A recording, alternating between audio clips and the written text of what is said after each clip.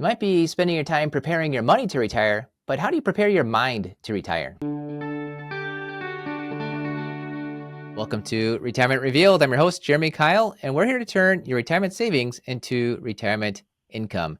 Today, we're talking with Wendy Leggett about how to transform your retirement journey with a growth mindset. Wendy, welcome to the show.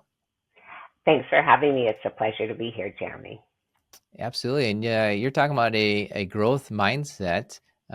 It's what you help people with in your retirement coaching. But before you started your own business, you worked in the corporate world for about 35 years. Tell me, what was life like then? And what did you think retirement or semi-retirement might look like for you? Yeah, thank you for asking. So I've been in sales leadership the majority of my career. Even in high school, I was working in fashion and retail and seemed to kind of climb the little ladder then, and then I moved on. And so from fashion to Fortune 50 to franchises, sales leadership in lots of different kinds of companies and settings. And there were so many things about that that I just loved, Jeremy, especially the connection with clients, really helping elevate my team members' capabilities, and then really meeting and achieving goals, so being very action oriented. But I came to a juncture about 6 years ago where the company that I was working for as a director of sales for a number of franchises was sold. And the the sensibility and the approach and the philosophy of the new owner was very, very different than what I was used to or comfortable with or bought into. And, I think most of us are fixers, and I really tried every which way to make it work, but I was facing those clients every day, and I was trying to support my team members every day and trying to carry a philosophy that just did not resonate with my values. So at that point, I kind of hit that crossroads that a lot of people do. It's like, which way do I go? Do I look for another opportunity in sales leadership, or is this now, by hitting the bottom, by really having some difficult emotions around the job I was in, do I make a change? And so I started searching for, what's next for me, and I discovered coaching, and I actually went back to school and got my professional certification in coaching. And then, as you mentioned, went further into the world of retirement because a number of the people around me, my clients as well, were retiring. And I was seeing that a number of them, it wasn't really what it was cracked up to be for them. And I thought, wow, what's going on here? And so I ended up finding out that I could get certifications in retirement coaching as well as reading a lot of books, and found that to be very gratifying to help people kind of make a major shift in the life that they were looking forward to post-career. Yeah, for sure. So it sounds like you maybe had a plan of here's what I'm going to do working, and then I'll choose when to, retire fully. And with the change in your corporate owner, that was a time to reflect and say, "That's it. I'm done with it." Would you say? Did you? I'm going to call it retirement because we got to call it something. Did you retire from corporate earlier than you thought? Um, yeah, and I think you're bringing up a great point, Jeremy, that it's kind of like terminology, and we all Yeah. share this concept of retiring. But for me, I never looked at it as retiring. I looked at it as changing careers. And so, yes, I'm of retirement age, but I don't look at myself as retired because I'm working full time. I'm very engaged and impassioned about this. I own my own company. So I didn't really put it under that label of retired. And that's what I want to offer up too for anyone listening is like, how do you define retirement? What does it mean to you? And if for you it means leaving a career to be able to go into areas that you've never gone before, does it mean that you can fall out? Does it mean that you can go after some passions that are totally non-financially, non-career related? But for each of us to make that decision. So for me, I don't think of myself as retired. I think of myself with a different career. Yeah, well, for sure. It's interesting you said, how do you define retirement for you individually? Because that's my next question I have prepared is how would you define a successful retirement? So you got us to that topic. How would you define a successful retirement, Wendy? For me personally, a successful retirement would be to continue on the trajectory that I value, which is always giving and learning and challenging myself and feeling like each day that that it's mattered and that I'm treating life in a present way and a precious way. For those that I support, it's really for me to support their vision. And I think that's where oftentimes beyond the financials, people don't have that vision of what life could look like for them, really making those decisions for them, not what the media tells them that it's either, Mm-hmm. endless weekends, leisure travel, or on the other end of the spectrum, loss and aging and one foot into the grave, or, having others say to them, oh, you got to join us here. Really, really deciding within themselves, what does that look like for me, and taking that ownership and being that CEO of you post career. Yeah, for sure. Well, we just talked about successful retirement, but I was reading in an article you wrote that one of your coaching clients said, "Well, what if I fail at retirement?" Maybe tell me what did they think failing at retirement looked like? What have you seen? If anyone's kind of you say, "Oh my goodness, they're failing at retirement," what is it? What does that look like? Yeah, well, when that comment came up from that client, and thanks for mentioning that, when that client brought that up, and others have brought it up as well, it really struck me as what's the criteria for success? And Mm-hmm. we bring our corporate heads often to that, and we say, oh, I have to achieve certain things, I have to be doing certain things, I have to have accomplished certain things. Does that make it successful, or does it make it successful because you're living out your purpose? Does it make it successful because you're being your best self every day? And so to me, it really, what it constitutes, and I know this might sound kind of fuzzy or woo woo, but it's really an individual thing, like what constitutes success. And so if someone says, I'm going to fail, or I'm worried I'm going to fail, well, what would failure look like, and what would success look like, so that they again begin to design a retirement of their choosing, not one by default, but one of their design. Yeah, it's good to, I guess, grab retirement by the horns and say, "This is how I'm going to go about doing it." And one thing, there's a oh, it's I don't want to call it a problem, but a challenge that I seen you bring up is that when you are working, you've got a lot of your time kind of demanded of you already. Like you're just kind of being productive at work. You hit retirement or whatever you want to call it, and that structure is taken away. And it seems like maybe some people just like you have this time vacuum, so they just kind of fill it. But I love your phrase. You said, "Stop filling your time and focus on fulfilling your time." I loved it, but tell me more what you mean by that. Thanks. Yeah, well, it came to my mind when I had one client who came to me. She'd been in retirement for a couple of years, and she was feeling very unmoored about it. And she was actually talking about going back to work. And so when we started digging into things, she was very busy. Like her life, her dance card was filled up, but yet it wasn't fulfilling to her.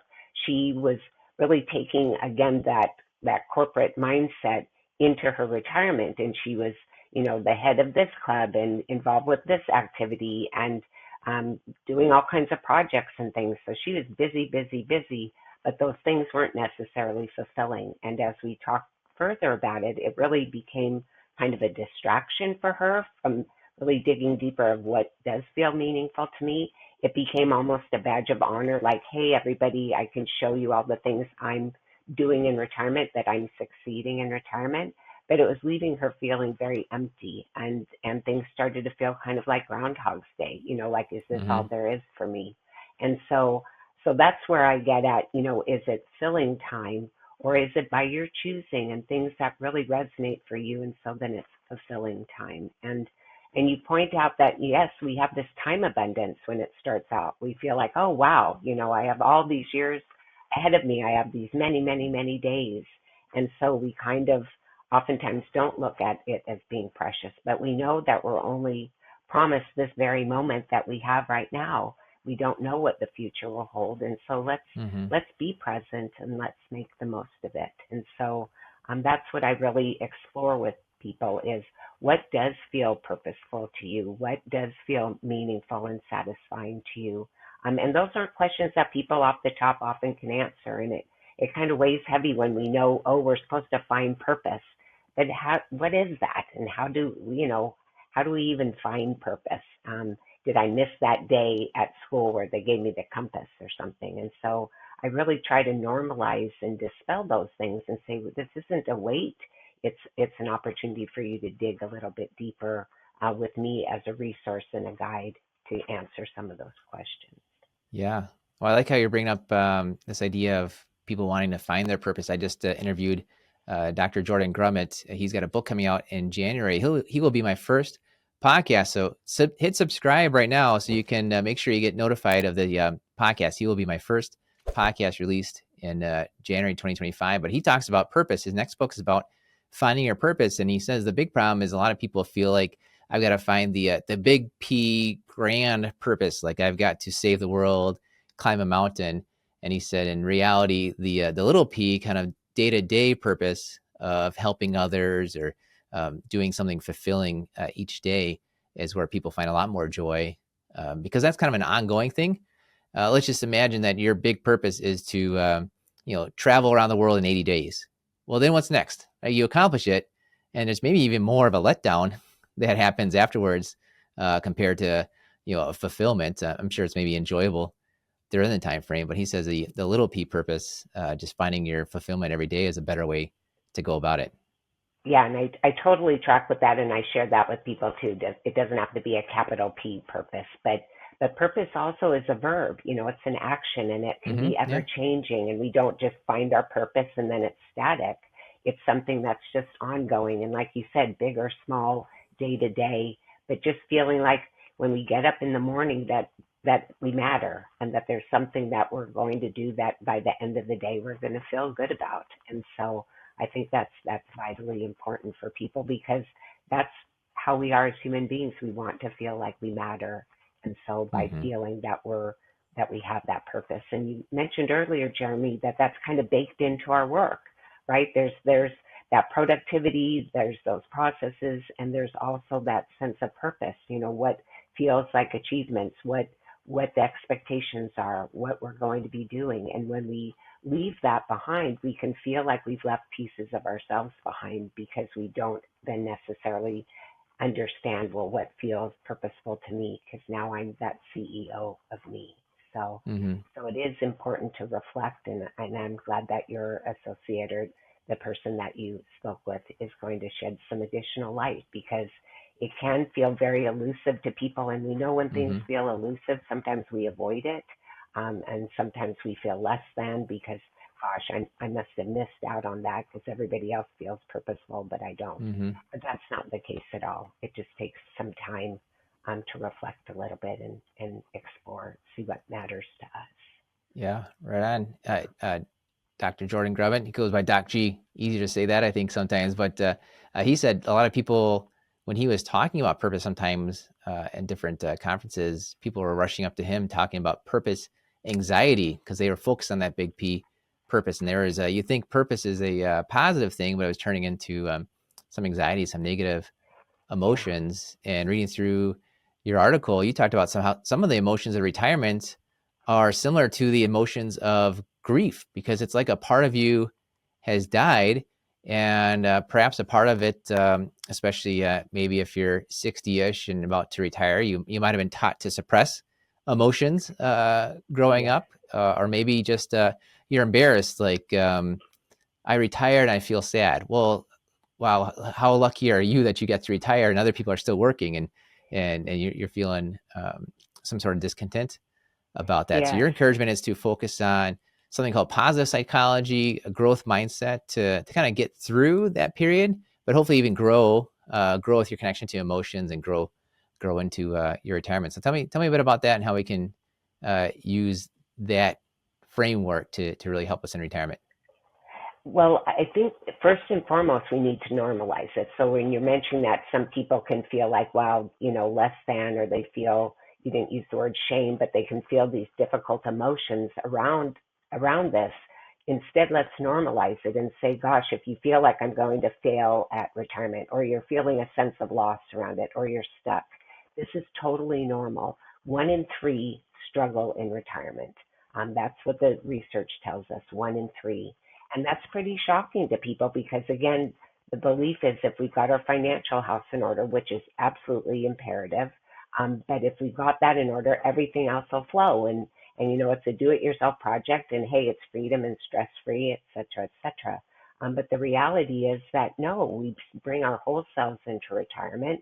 And as you're saying, we bring in those thoughts and feelings and emotions. And we know that if we don't allow for those feelings, it's going to impact our thoughts, our beliefs, and our actions. So it starts with those feelings. And to your point, those that were born, before the 90s, when Martin Seligman, thought of as the father of positive psychology, brought forward all of his thoughts, we weren't raised with giving emotions much attention. We were taught to kind of push them aside or push them down in most cases because they weren't efficient or they weren't effective or they weren't necessary. So we were these positive, these no pain, no gain, push forward, be productive, get things done.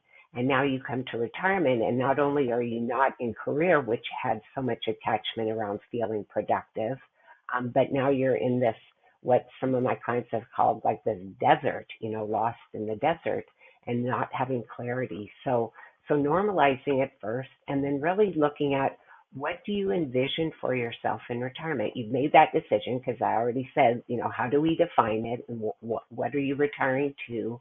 What are you retiring with?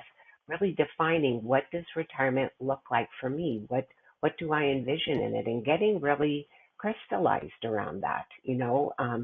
I have exercises, and I'm happy to share that with your listeners around this no regrets retirement, and looking at the perfect day and the perfect week, and then really looking at your priorities if you didn't have this time abundance. So that's another piece part of getting at that emotions, because we start to get some of those ideas out there, and then we look at it and we say, how does this feel to me? Does it connect with the things that feel like it's resonant with my skills and passions and curiosity and capabilities? Yeah, that's wonderful. Appreciate sharing that, especially these different exercises that you have for a no regrets retirement. I'm going to put in the, you told me earlier before we hit record that anyone that wants to reach out to you through LinkedIn or your website, I'll put that in the Yeah. show notes and the comments, the description on Yes, YouTube and that's all. So I'll great. have your LinkedIn connection and then your website, the confluxretirementcoaching.com website. So anyone can reach out and ask for some of those exercises on the no regrets Yeah. retirement Yeah. exercises. Although, do you mind sharing just what's a quick, maybe 2 or 3 steps we can take? Yeah, well, so we have this vision, and so then this awareness that we want to be the ones to take ownership for our decisions, and that if we don't, that there is this dark side. We can then start to feel this loss of identity, this loss of feeling purposeful, start to have fewer connections with people because we're not putting ourselves out there. And so then really being very intentional. I talk about taking aim in your planning. So the awareness first, as I mentioned, and then the I for the aim is intention. And so getting intentional and really thinking about, okay, then what does that look like for me? What are my values? What does feel purposeful to me? What can I bring with me from my job, my capabilities into retirement? And just as importantly, what do I want to leave behind? So that gets really at this idea too of perspective. And when you're mentioning, our emotions, we can oftentimes look at retirement from a lens of loss, of lack, of scarcity, or we can have that perspective, that reframe around abundance and opportunity and possibilities. And so that's a really important factor as well, is what is our perspective as we're getting older around this retirement? Is it that one foot in the grave, or is it like, wow, I now have these opportunities to step into things that I hadn't had the time to do before? And so perspective is a very important piece as well. And then the M in the aim is getting into movement, taking action. So we know that hope without action remains hope. And so we want to really step into then getting into action. And that doesn't mean jumping in with both feet. I always recommend that people experiment. It's a wonderful time to just test things out before you go all in, because I think oftentimes people make these full on commitments around volunteering or taking care of grandkids or all of these travel plans. And then they feel like, now I've done it all and now I'm stuck. Or with volunteering, for example, which I think very highly of. But if we haven't put a toe in first, we can feel like, wow, now I'm working full time and not getting paid for it. And so that's why we saw maybe some people unretiring as well. So I just downloaded a bunch of information to you.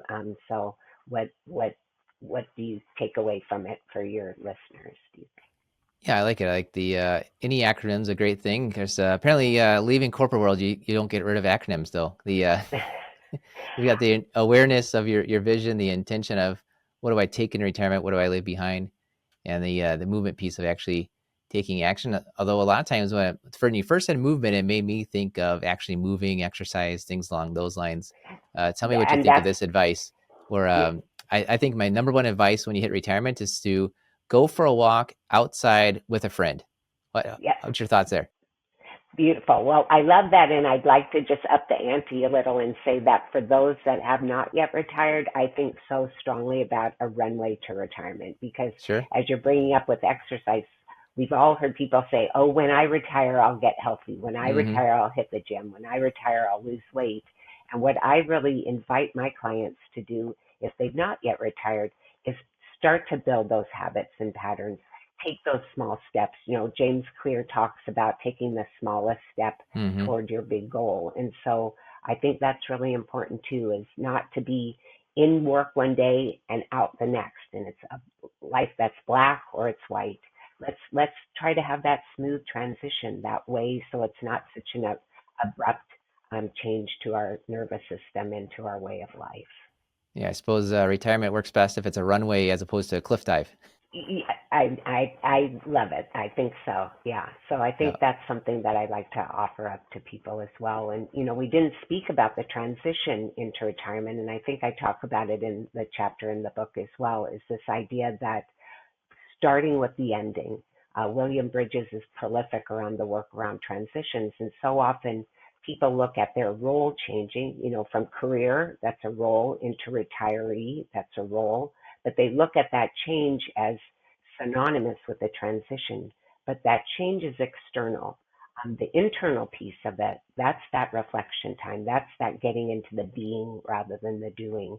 And if we don't put a period or exclamation mark on our career, which is the ending, and we just jump right into that new beginning, which so often people do, that's where we can get that dissatisfaction. That's where we can take that cliff dive because we haven't really allowed ourselves to have some reflection time. So Bridges talks about starting with the ending, gaining closure, and then moving into what he calls the neutral zone. So moving into this period of reflection.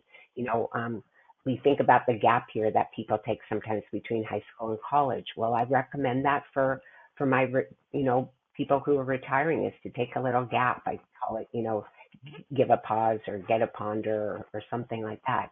It doesn't have to be a year, but it is that time of not just having the honeymoon phase, but really doing some soul searching and doing some reflecting and thinking about, what do I want for this for me before we go into the new beginning.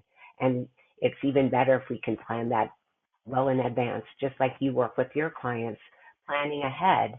Let's do that with our whole selves. So not just the financial piece, but the non-financial, and let them walk hand in hand because we do bring our whole selves into retirement. Yeah, I liked when you talked about the gap period, but you capitalized the gap. So here's another acronym, GAP, where you said get a pause and give a ponder. And it's kind of like, well, get a pause because you earned it, right? And you probably need some time to refresh yourself, but give a ponder because you deserve to ponder what's next for you. So that idea of the gap period, I think, is well worth it Yeah. to say, okay, here's my intentional time frame. Have you found like is there a particular length of time that works best? Is this like let me go off to an island somewhere? Like what works best for that? Yeah, I think just with everyone, it's so individual. And I think if people do have this runway to retirement, then that gap period is going to be a lot shorter. For Hmm. those who have been hitting it hard and heavy in career and then they stop and now they're in retirement, then maybe it's necessary to have it a little bit longer. If they work with a coach like me or they get input from someone like you, so they start to visualize that retirement in advance, then again that gap period could be shorter. But we just want to make sure that we don't move into retirement carrying over habits and patterns that don't serve us and then not really moving forward with the reflecting and the intentionality and the action without having some of that vision, because then we just perpetuate some patterns that really work against us. Hmm. Yeah, so you've taken that gap period. You're in this kind of new phase of life in the retirement. I imagine you've um, worked with some people years back, and you've hopefully kept in touch with some of them. And for the ones that have retired a few years back and are enjoying retirement the most, what are they doing that we can learn from? Well, I think one of the things is that they have this template, they have this roadmap. And so they recognize that when difficult things come up, like when COVID came up, for example, and they've Hmm. got this perspective around the possibilities rather than the pitfalls. They have this reframe that I spoke about where they see the opportunities rather than the obstacles. They were able to pivot then. They didn't just say, oh, now everything's ruined or feel like so stuck or so diminished, but instead they looked at what else was possible. So those are the types of things that I see allowing for by having this kind of template and roadmap that life is going to throw things at us. And so when I follow up with folks, I really just see that they're just really navigating things in a way that has more clarity, that has more commitment and confidence around it because they're in charge. They're accountable. Hmm. They're owning those decisions. So that's what I see in the main. There are specifics I can give, but that's what I see in general is, again, people just being present and also looking at the future Hmm. with a more informed intentionality.